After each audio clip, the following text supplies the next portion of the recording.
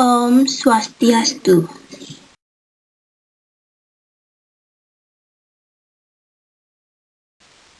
Perkenalkan, nama saya Niluh Dwi Susanti, absen 27, kelas X MIPA 5. Materi geometri bidang datar. Ini adalah peta konsep materi yang akan saya bahas. Yang pertama adalah pengertian titik. Titik adalah unsur yang mewakili suatu lokasi namun tidak mempunyai panjang, lebar, dan tinggi. Titik dalam ilmu matematika disimbolkan dengan tanda dot. Secara geometri, titik dapat diidentifikasi sebagai sebuah huruf, misalnya titik A, titik B, dan lain-lain. Untuk mempermudah identifikasi titik dalam koordinat Kartesius, titik dapat memuat keterangan, misalnya A, X, Y, dengan X adalah posisi dalam sumbu X dan Y adalah posisi dalam sumbu Y. Nama sumbu X disebut juga absis dan Y disebut juga ordinat. Ini merupakan contoh sebuah titik dalam ilmu matematika. Yang kedua adalah pengertian garis. Garis dalam bidang geometri, garis adalah himpunan titik-titik yang terhubung secara kontinu, berjejer lurus atau melengkung, yang hanya mempunyai satu titik akhir dan satu titik awal. Penanaman garis umumnya menggunakan dua huruf yang menunjukkan titik awal dan titik akhir. Misalnya garis AB seperti di bawah ini, dan garis G yang sampingnya. Pengertian ketiga, yaitu bidang. Bidang adalah permukaan datar yang mempunyai bentuk dua dimensi sehingga dapat diukur panjang dan lebarnya. Bidang merupakan perluasan dari garis-garis yang terhubung menjadi satu permukaan datar.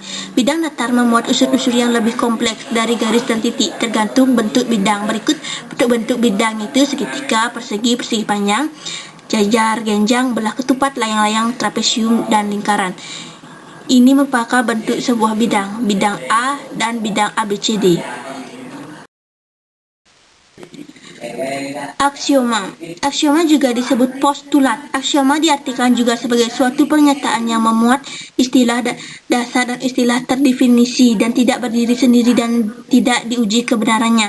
Dari pengertian titik, garis, dan bidang akan memunculkan aksioma atau postulat tentang titik, garis, dan bidang, yaitu 1. Melalui dua buah titik sembarang yang tidak merimpit hanya dapat dibuat satu garis lurus.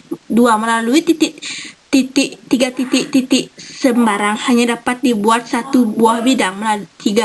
Melalui satu titik dan garis yang tidak melewati titik tersebut dapat dibuat sebuah garis.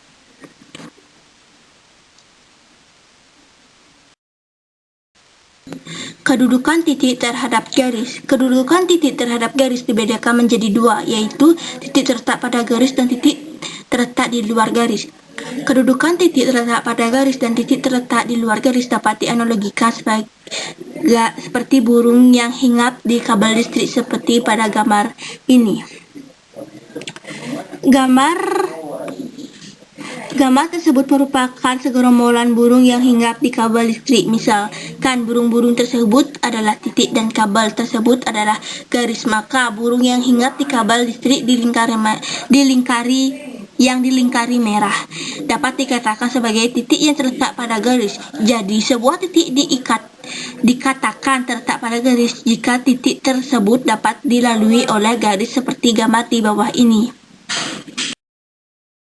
Seperti gambar ini, G, titik B terletak pada garis G. Sedangkan burung yang terbang dan akan hinggap di kabel listrik yang dilingkari warna biru dapat dikatakan terletak di luar garis. Seperti gambar titik C terletak di luar garis.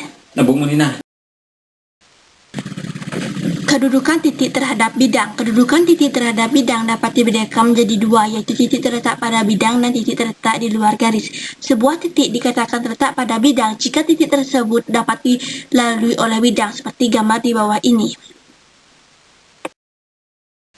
Sebuah titik dikatakan terletak di luar bidang jika titik tersebut tidak dapat dilalui oleh sebidang, seperti gambar di bawah ini.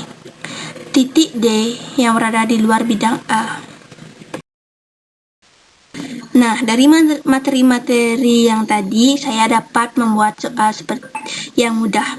Yang pertama, apa itu geometri bidang datar? Jelaskan. Yang kedua, jika dua titik dihubungkan, maka akan didapatkan. Sekian presentasi dari saya. Jika ada kesalahan kata yang tidak berkenan, mohon dimaafkan. Terima kasih. Saya tutup dengan pranama Santi. Om Santi, Santi, Santi, Om.